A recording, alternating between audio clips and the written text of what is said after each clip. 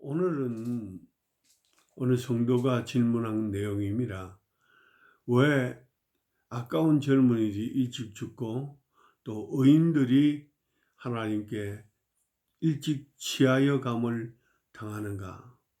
섭섭한 마음을 금할 길이 없습니다.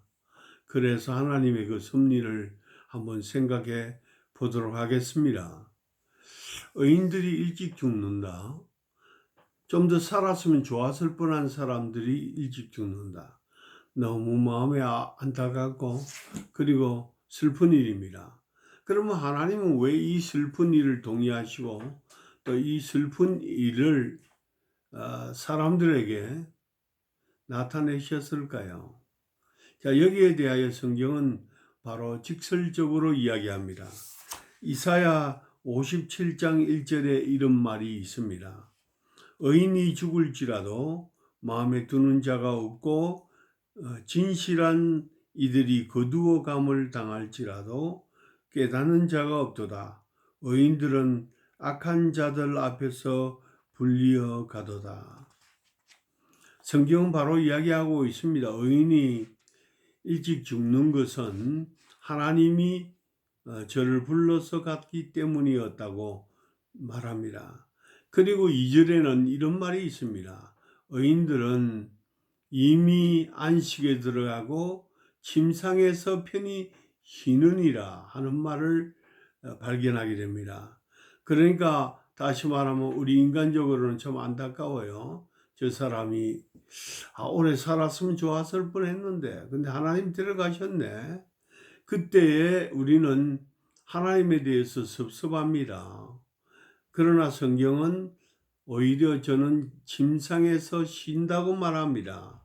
거기다가 그는 오히려 큰 화액전에, 다시 말하면 살아있으면 더 큰 환난과 어려움을 겪게 되는데 그 어려움 겪기 전에 하나님이 저를 불러서 가셨다는 거예요. 그러니까 하나님의 측면에서 보면 사랑하는 자에게 오히려 더 평안의 길을 제시해 주는 것입니다. 그러나 우리와 함께 있던 이들이 먼저 하나님께 갔기 때문에 마음에 슬픔을 우리는 가지게 됩니다. 자, 이 문제에 대하여 정통 기독교회는 어떻게 생각해 왔던가? 대부분 정통 기독교회에서는 특별히 장로교회의 이론을 많이 따랐는데 장로교회에서는 특별한 용어를 하나 씁니다. 예정론이라고 하는 용어를 씁니다. 존 켈빈이 쓰는 말이었고 또 루터가 쓴 말이었어요. 하나님의 프라비던스, 프로비디오, 다시 말하면 먼 미래까지 비디오를 펼쳐서 보여주시는 하나님의 섭리라 이런 뜻입니다. 자, 어떤 사람이 일찍 죽었다. 저 사람은 하나님의 섭리에 의하여 먼저 하늘나라 갔구나. 뭐 이런 표현이죠. 그런데 장로교인들이나 일반인들이 저 사람이 일찍 죽었구나. 하나님의 예정 때문에 죽었다. 하나님의 섭리 가운데 죽었다. 하는 말을 쓸 때 많은 오해를 가집니다. 그것은 뭐냐 하면 저 사람은 몇 년도 며칠 날 몇 시에 죽을 걸로 하나님이 딱 정해 놓았다. 이런 뜻으로 이해합니다. 그러므로 예정론이라고 하는 말을 쓸 때 사실은 그 사람이 좀 더 오래 살 수 있는 가능성이 있다거나 혹은 저 사람은 또 죽지 않고 그 연한이 15년 늘어난 히스기야처럼 살 수 있다거나 하는 이런 생각은 별로 하지 못하게 됩니다. 꼭 하나님이 언제 저 사람을 데려가기로 정했다, 예정했다 하는 말을 씁니다. 그러나 여기서 하나 알아두셔야 할 게 있습니다. 예정이라고 하는 말은 존 켈빈 선생님도 분명히 말씀하셨지만 예정이란 말은 본래 사람의 구원에 관해서만 적용되는 용어로 사용했습니다. 우리의 모든 삶, 죽음과 삶의 기로에 있는 모든 과정 일일이 전부 예정했다는 말을 쓰지 않습니다. 곧 다시 말하면 그 사람이 구원을 받을 것이냐 받지 못할 것이냐 하는 것을 하나님의 입장에서 예정했다는 것입니다. 그러므로 함부로 예정이라는 말을 쓰면 안 됩니다. 그리고 어떤 사람이 일찍 죽었다 해서 하나님이 예정된 삶으로 저를 데려갔다는 말을 쓰면 하나님이 몹시 슬퍼하십니다. 자, 그러면 죽음이라고 하는 것이 무엇인가? 특별히 젊은이들이 일찍 죽어요. 신실한 사람들이 일찍 죽어요. 의인들이 일찍 죽어요. 이 문제를 어떻게 봐야만 할 것입니까? 성경은 우선적으로 결론을 내리기를 화역전에 저를 하나님이 취하여 갔다고 말합니다. 그런데 우리는 다른 성경도 볼 줄 알아야 합니다. 의인들이 죽는다든지 의로운 사람들이 일찍 죽는다든지 이런 사건 뒤에 또 다른 사건의 배후가 있다는 겁니다. 그것이 뭐냐? 예수님 말씀하셨어요. 도적이 오는 것은 도둑질하고 죽이고 멸망시키는 것뿐이나, 여기 죽이고 멸망시킨다. 그리스도인도 죽임당하고 멸망당합니다. 그래서 순교자가 많이 생깁니다. 자, 이때 하나님께서 저로 하여금 순교하도록 혹은 멸망당하는 일에 동참하도록 허락하실 수는 있어요. 그러나 분명히 아셔야 할 것은 이것은 하나님이 원하는 바도 아니고 하나님이 희망하는 사항도 아닙니다. 그런데 왜 의인들이 죽이고 멸망당하는 일을 당하나요? 도적이 왔기 때문에 그렇습니다. 도적을 미리 예비하고 준비하고 있었으면 저는 도둑질 당한 적도 없고 죽임 당한 적도 없을 것입니다. 그런데 예비하지 못했어요. 우리의 죽음도 마찬가지입니다. 우리가 언젠가는 죽는다. 사람이 한번 죽는 것은 정한 이치로되 그 후에는 심판이 따르리라. 바울사도 말씀하셨어요. 그럼에도 불구하고 사명과 하나님의 뜻과 하나님의 의를 위하여, 이름을 위하여 더 살 필요가 있을 때는 우린 더 살아야만 합니다. 사랑하는 여러분, 일찍 죽지 마세요. 일찍 죽을 수도 있지만 그러나 그 길을 다 택하지는 마십시오. 아니, 죽는 거를 자기가 택하고 안 택하고 자기 마음대로 할 수 있겠느냐? 어느 정도 죽음이라는 것도 신앙 안에서 자기 마음대로 시간을 정하거나 혹은 컨트롤할 수가 있습니다. 목사님, 그게 무슨 말씀입니까? 자살해 죽는 사람 이외에는 시간을 어떻게 정할 수 있습니까? 정할 수 있다고 저는 생각합니다. 부지런히 기도하십시오. 우리 교회에 이전에 미군 부인이 다녔어요. 근데 이 부인이 늦게 결혼을 했어요. 40이 넘어서 첫 아기를 가지는데 걱정했습니다. 난 나이가 많아서 애를 이제 어떻게 낳겠느냐. 그래서 그 부인은 날마다 기도했어요. 기도해서 하나님 아버지, 저는 길 가다가 그냥 애가 쑥 나오게 도와주세요. 그렇게 간편하게 애를 낳게 해주세요. 그랬더니 이 부인이 어느 날 남편하고 쇼핑을 갔다가 어이구 배야, 택시를 탔습니다. 병원에 가려고. 택시 안에서 아들 낳았습니다. 하나님께서는 때로 그가 구한 대로 삶의 시간도 확장하고 그리고 그의 연한도 주님이 느리신다는 것을 우리는 알아야만 합니다.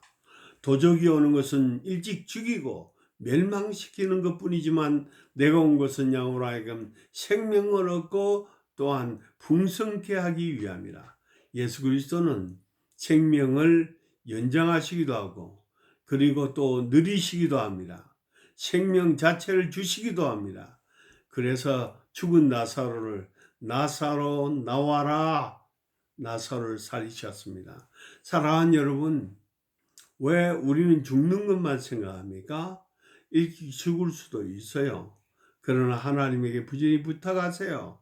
사명을 가진 자는 그 사명을 다하기까지 죽지 않아야만 합니다.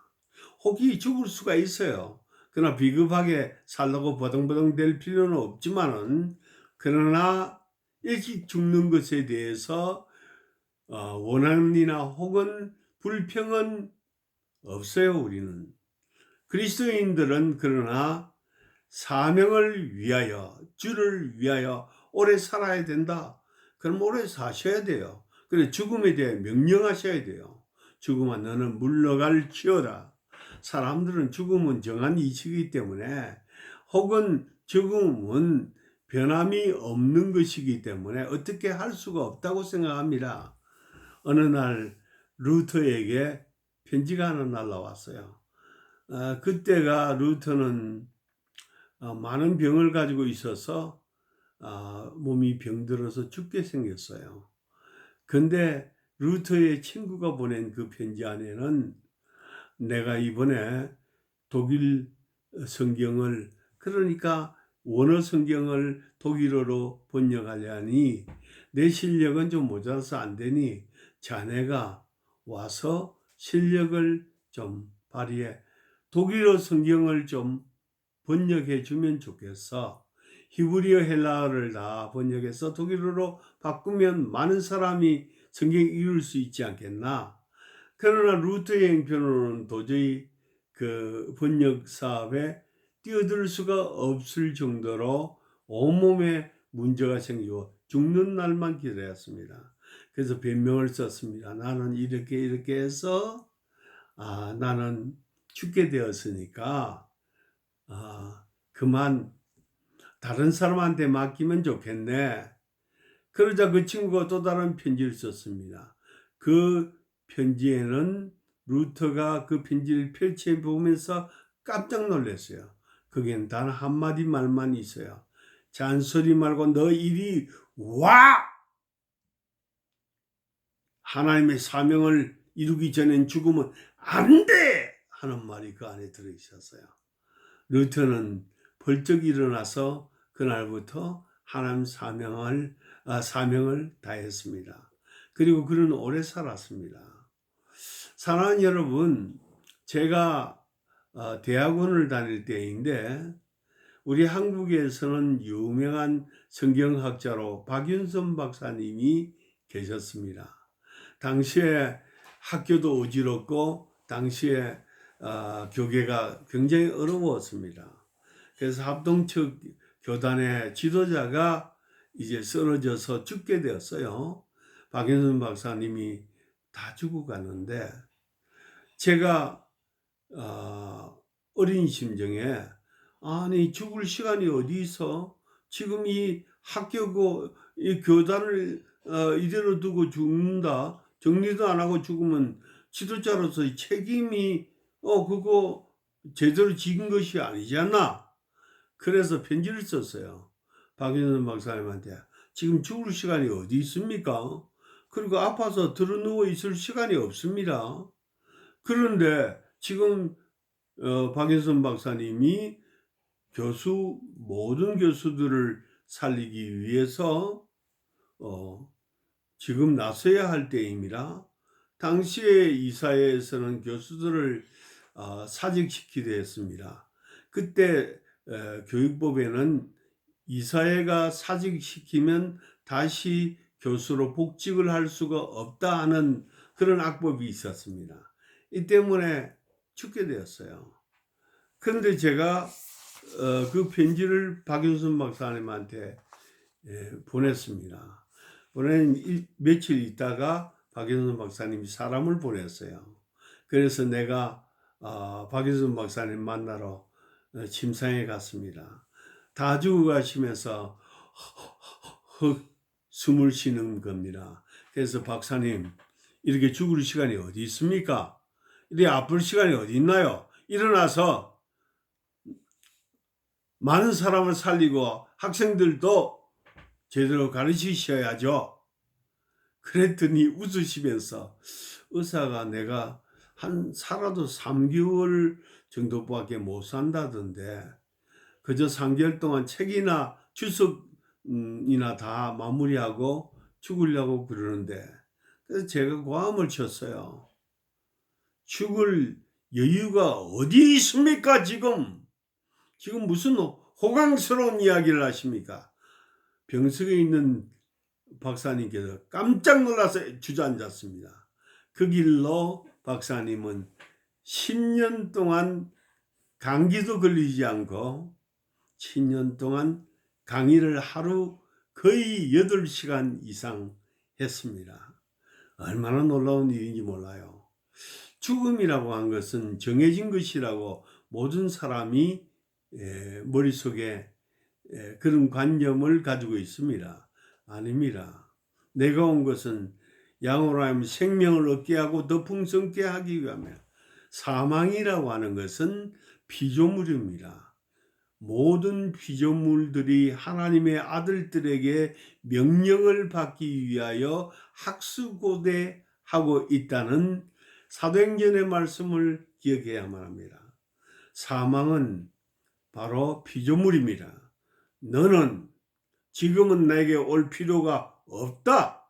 나는 사명을 가졌다. 또 혹시 죽은 사람이라도 또 살릴 필요가 있을 때는 살려야 합니다. 일어나라 나사로.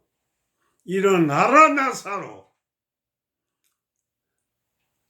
이런 말은 사도들이나 하고 능력 있는 부흥사나 한 말씀으로 우린 착각합니다. 아닙니다. 성경은 우리에게 죽은 자를 살리며 그리고 귀신을 내어 쫓으며 사망일지라도 명령하여서 그 삶을 익스텐드 늘릴 수 있다고 말합니다. 사랑하는 여러분, 의인으로서 일찍 죽으시려면 일찍 죽으십시오. 그러나 사명을 발견한 사람은 죽을 여유가 없습니다. 아직까지 죽어서는 안 됩니다. 사망에게 명령하세요. 병에게 명령하십시오. 의인들이 일찍 취하여 감을 받을지라도 나는 하나님에게 해야 할 일이 있다 하는 사실을 발견하시면 당신의 삶은, 여러분의 삶은 늘어나고 마침내 사망을 좌지우지할 수 있는 믿음의 그 선포를 하게 되는 것입니다. 믿음의 선포로 모든 사람이 필요한 데까지 사시기를 주 예수의 이름으로 축원드립니다.